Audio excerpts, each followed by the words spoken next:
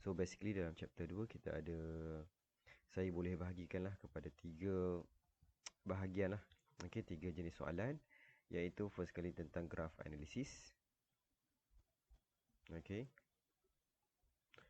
Kemudian kita akan tengok soalan yang berkenaan dengan linear motion with uniform acceleration dan juga free fall. So ada 3 bahagian dalam chapter 2 yang saya boleh bahagikanlah jenis-jenis soalan dia.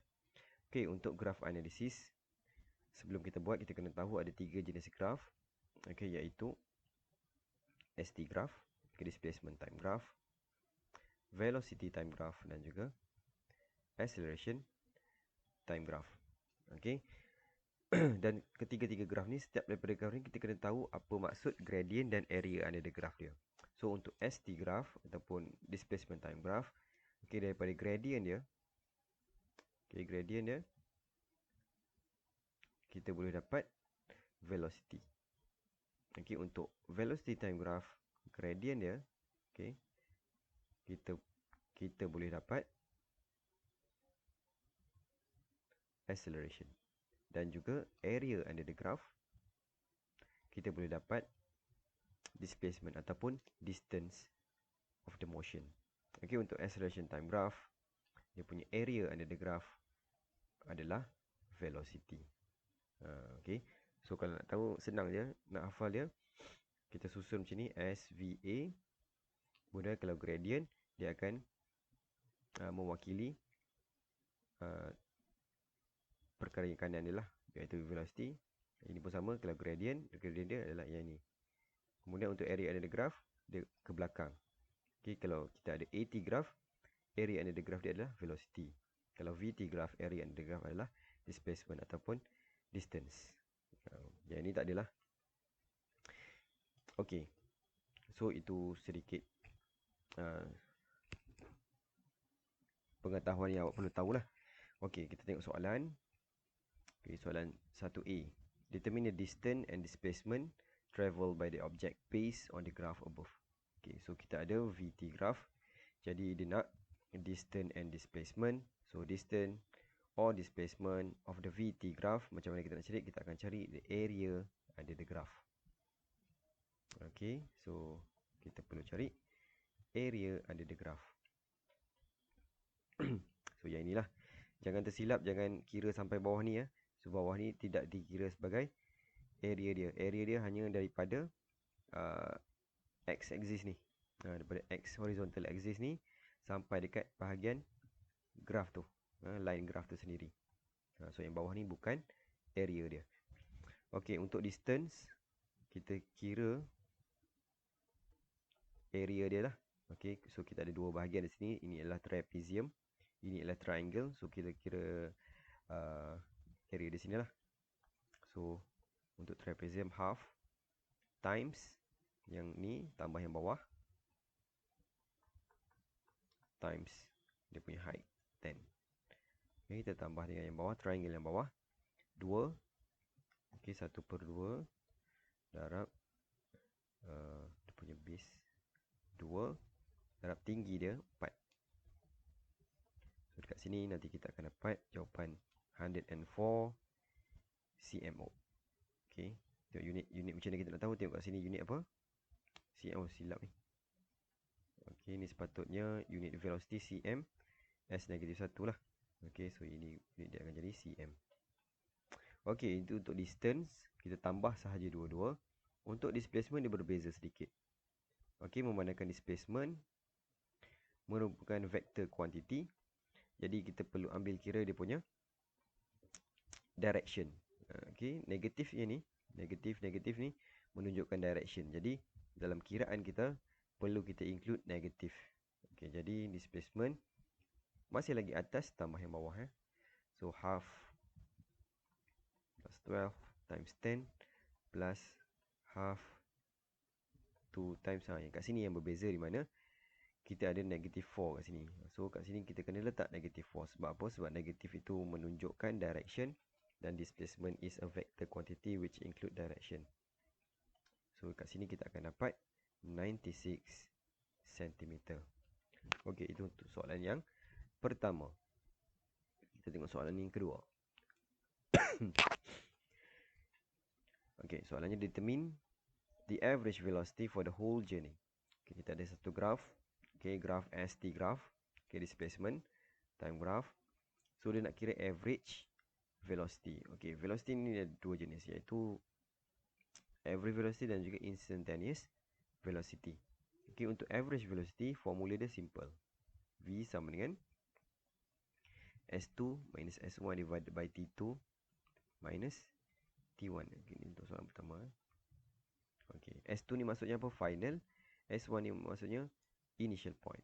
So, kita ambil saja dia punya final point dan juga initial point. So, untuk soalan satu ni, dia kata untuk whole journey. Jadi, ini sebagai kita punya initial point dan ini adalah kita punya final point. Point yang pertama, ini point yang kedua. Jadi, kita ambil lah nilai S dan T dekat 2 dan dekat point yang pertama. Okay, so S2 kita adalah 10 minus S1 kita dekat sini berapa? 4. Okay, T2 14 minus T1 0. Okay, jadi kita akan dapat jawapan 0.429 cm per second. Okay, cm per second, unit kita tengok kat sini lah. Okay, yang kedua, dia nak instantaneous velocity. Jadi, instantaneous velocity at T equal to 12 cm. So, lebih kurang dekat sini lah. Dekat sini. Jadi, macam mana kita nak cari instantaneous velocity dekat 12 adalah dengan cara kita cari gradient. Okay, gradient. So, instantaneous ni kita boleh cari menggunakan find using gradient of graph. So, kat sini, so inilah gradient dia. Okay, ini gradient dia. Maksudnya gradient tu apa? Kalau macam ni, maksudnya dekat mana-mana point dekat sini, dia punya velocity adalah sama. Ingat, displacement time graph, gradient dia is the velocity. Okay, jadi kita boleh pilih mana-mana point dekat sini. Okay, so saya akan pilih point sini dengan sini lah.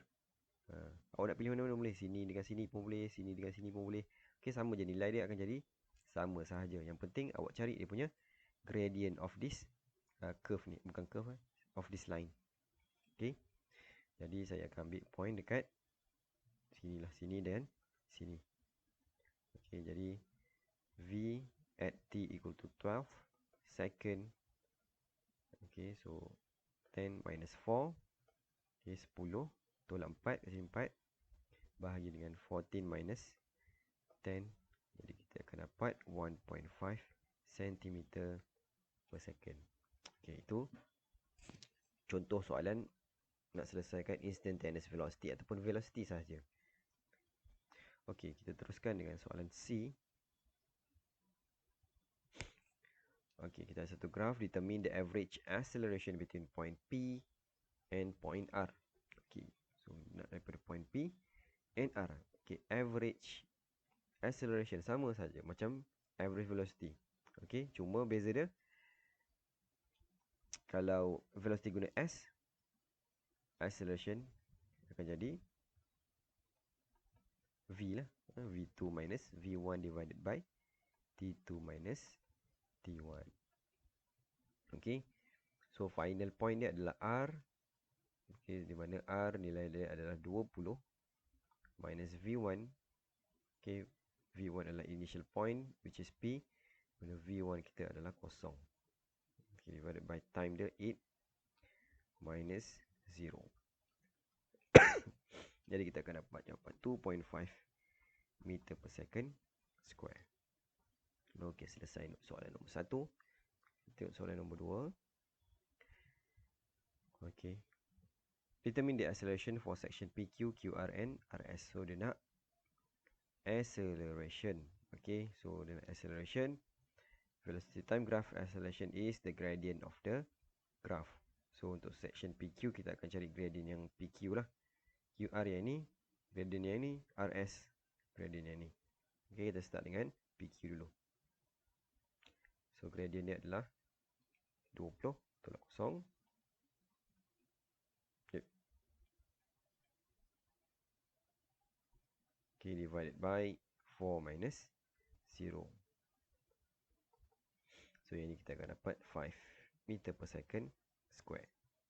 Okay, so ini Ini point pertama, ini point pertama, ini point kedua. Okay. Sekarang untuk RQ pula. Okay. Ataupun QR silap, terbalik.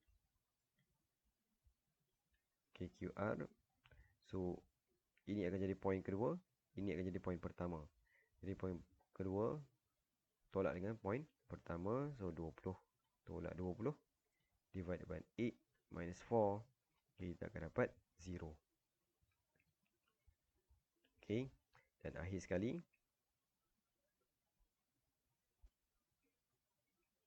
ARS, acceleration for RS. So S akan jadi point kedua, R akan jadi point yang pertama. Okay, point kedua tolak yang pertama. So 0 tolak 20. Bahagi dengan time 10 tolak 8. So kita akan dapat yang ini negative 10 meter per second square. Okay. Jadi itu adalah contoh-contoh soalan berkenaan dengan graph analysis problem. Okay, kita pergi ke part yang kedua, contoh-contoh soalan yang berkaitan dengan linear motion of uniform acceleration. So untuk selesaikan soalan-soalan untuk uniform acceleration ni, kita kena ingat kita ada 4 formula. Okay, 4 formula linear kinematics lah. Okay, yang pertama S equal to ut plus half at squared. Okay, S equal to half u plus vt, v equal to u plus at, dan juga v squared equal to u squared plus 2as. Okay, cara dia senang saja macam mana nak guna. Dalam soalan dia akan bagi 3 perkara. Okay, jadi kita kena tahulah. Okay, kita kena tahu nak extract information daripada soalan. Kemudian daripada 3 tu dia akan tanya satu benda. Okay, dia akan tanya satu. Jadi setiap daripada equation ni, kalau kita tengok dia ada 4 kuantiti yang berbeza. Jadi sekiranya kita dah kenal pasti 3 yang kita tahu, so kita boleh cari yang satu lagi lah. Okay, contoh kita tengok soalan A. A lorry move 25 meter in 10 second along a straight road if the initial speed of the lorry is 3 meter per second. Calculate the final speed and acceleration. Jadi apa 3 benda yang dibagi? 25 meter, 10 second and 3 meter per second. Kita tengok apakah dia. 25 meter ni adalah distance ataupun displacement, 10 second adalah time, dan 3 meter per second is the initial speed u. Okay, jadi dia bagi STU. Kita tengok soalan pertama. Dia nak suruh kita cari apa? Okay, soalan pertama dia suruh cari the final speed. So dia suruh cari V. So mana satu dia suruh cari V. Okay, so mana satu equation yang ada STV dan U. Jadi jawapan dia adalah yang kedua yang ni. Jadi kita akan guna yang itulah. So S equal to half U plus V T. So half times U 3 meter per second plus V. Kita nak cari S, lupa saya letak 25, dan time dia adalah 10 second. So kita dapat V is equal to 2 meter per second. Okay, simple sahaja. Okay, number 2. Dia suruh cari acceleration. Jadi STU dan A, mana satu yang ada STU dan A? Okay, jawapan dia adalah soalan yang pertama, equation yang pertama. Jadi untuk soalan nombor 2, kita boleh pakai S equal to ut plus half at squared. Okay, masukkan semua U kita 3 meter per second, then A 10 squared. So tekan calculator, kita akan dapat jawapan. Acceleration is equal to negative 0.1 meter per second square. Okay, kita tengok pula contoh soalan kedua.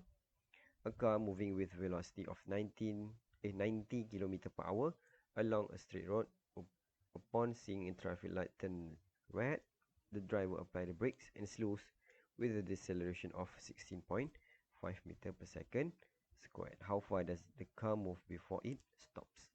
Okay, kita highlight apa yang dia bagi. Okay, dia bagi initial velocity 90 km per hour. Okay, kemudian dia decelerate to 16.5 meter per second. How far the car move before it stop? Okay, ini pun statement ini pun memberitahu sesuatu juga. Okay, so ini kita punya U, ini kita punya A. Kena hati-hati ya. Dia kata deceleration. Deceleration ni maksudnya negative acceleration. So negative acceleration maksudnya A kita dalam calculation kita kena letak negative 16.5 meter per second squared. Okay, sebab kereta ni dia semakin perlahan. Okay, dia daripada 90 km per hour kepada stop. Stop ni maksudnya V sama dengan kosong. Final velocity is 0. Okay, kemudian yang U ni 90 km per hour, pastikan kita tukar dulu kepada meter per second dengan cara darab 1000 bahagi 3600. Okay, untuk kes ni 90 km kita akan dapat 25 meter per second. Okay, kemudian soalan ni dia nak apa? How far does the car move? So how far ni maksudnya dia nak S. Okay, untuk soalan nombor 1 dia nak S. Jadi kita pilih equation yang ada S, U, V dan A. Jadi kita akan ambil equation yang keempat. Okay, so nombor 1, V squared equal to U squared plus 2AS. Okay, V kita 0, U is 25 plus 2, A kita negative 16.5. Okay, kena letak negatif kalau tak memang salah. Dan kita nak cari how far, iaitu dia punya distance ataupun displacement of the car moving. Jadi masukkan value, kita akan dapat kita punya distance is 18.9 meter. Okay, itu nombor 1. Nombor 2, how long does it takes for the car to stop? Soal, okay. Tadi dia suruh cari distance nombor 1, yang nombor 2 dia kata how long. How long ni maksudnya time lah. Okay, jadi equation mana yang ada T, yang ada U, yang ada V dan A? Equation yang ketiga ni. So untuk nombor 2 kita akan pakai V equal to U plus AT. So V is 0, U is 25 meter per second plus A negative 16.5, and time taken is 1.52 second. Okay, itu contoh soalan linear motion with uniform acceleration. Okay, kita gunakan 4 formula yang ada. Okay, untuk kes yang seterusnya adalah free fall. Okay, bahagian yang seterusnya adalah free fall. Ingat, free fall ni cara dia sama, dia tak sama. Kita masih lagi menggunakan 4 formula tadi tu. Okay, kita masih menggunakan 4 formula tadi. Cuma beza dia, okay, untuk free fall ni dia mementingkan direction. Okay, satu dia mementingkan direction, dan satu lagi acceleration dia bersamaan dengan negative 9.81, which is sama dengan gravitational acceleration lah, which is negative 9.81. Okay, ni. Okay, ini satu lagi yang saya cakap tadi, dia mementingkan direction. Maksudnya kalau ke bawah negatif, ke atas positif, tak kisahlah S ataupun V. Displacement ataupun distance, displacement lah kalau negatif, displacement ataupun velocity. Dua tu, displacement ataupun velocity. Okay, contoh, a stone is thrown vertically upward from the surface of earth with an initial velocity of 15 meter per second. Calculate the time taken to reach the maximum height. Okey, apa yang dia bagi? 15 meter per second. Lepas tu dia bagi tahu reach maximum height. Okey, 15 meter per second ni kita kena tahu positif ke negatif. Okey, kita tengok dia bagi tahu is thrown upward. Okey, so bila upward ke atas dia adalah positif 15 lah. Okey.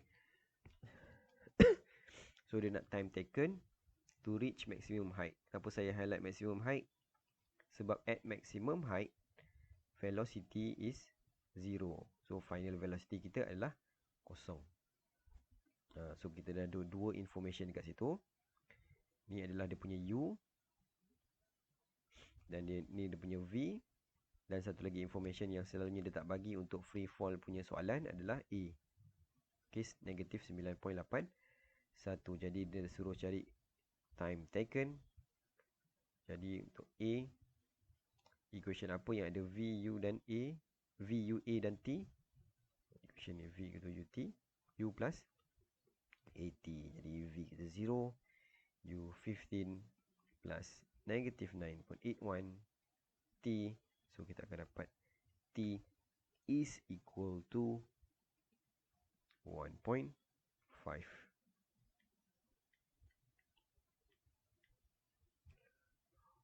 1.53 second. Okay. Okay, soalan B. A coin is dropped from height 421 meter. Okay, kali ni dia kata drop from height 421 meter. Calculate the velocity of the coin after 3 second. Okay, kita highlight sikit. So ni height dia 421.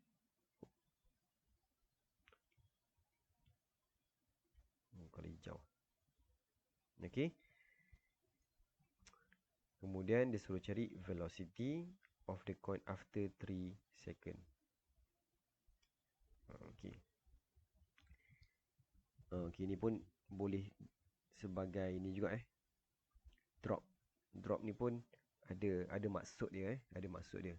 Okay, bila dia kata drop maksudnya U dia kosong. Kalau thrown maksudnya dia ada velocity dia. Kalau drop tu kita lepaskan effortlessly without any force. So U dia kosong lah, start pada kosong. Okay. Kemudian untuk soalan satu ni, yang 421 ni kita tak pakai lagi. Okay, sebab dia nak velocity of the coin after 3 second. Okay, dia dah bagi time dekat sini, U dekat sini, dan A kita boleh pakai yang sedia ada lah. So untuk B1, equation apa yang ada V, dia nak V V, T, U dan A. Kita akan guna equation yang sama lah. V equal to U plus AT. Jadi V, U kita 0 plus negative 9.81 times 3 second. So kita akan dapat V is equal to negative 29.43 meter per second. So expected lah kita dapat negatif sebab apa? Sebab apa kita dapat negatif? Sebab bila batu itu is drop, maksudnya dia akan jatuh ke bawah lah.